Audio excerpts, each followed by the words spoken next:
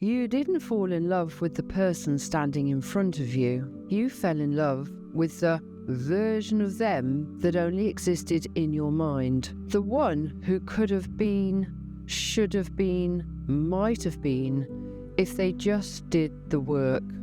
But they didn't, and they won't, because that version of them, it was never real. Potential is powerful. It gives you hope. It lets you imagine a future where they finally heal, grow, show up, and change. And when you've seen even glimpses of that potential, the vulnerability, the charm, the intelligence, it's enough to keep you hanging on. But here's the raw truth. Who they could be is not the same as who they actually are. Falling for potential often comes from a psychological loop called rescue reinforcement. You believe that if you love them hard enough, stay patient enough, prove your loyalty, they'll become the person you always knew they could be. But what you're actually doing is sacrificing your reality to keep their fantasy alive. Imagine falling in love with a house that isn't finished. No doors, no windows, no roof, just scaffolding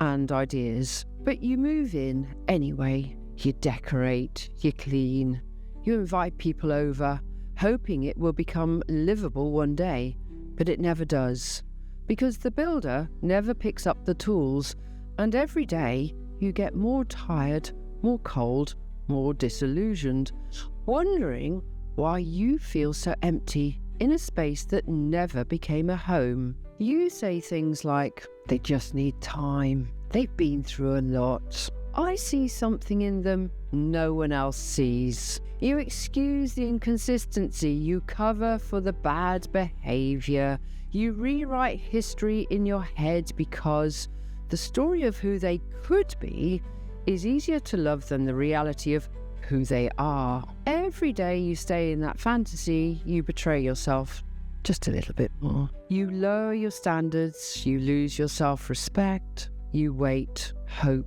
and shrink instead of rise, act, and walk away, because deep down you know their potential isn't your responsibility. So let's look at some solutions. Call it what it is. Stop using potential as the placeholder for progress.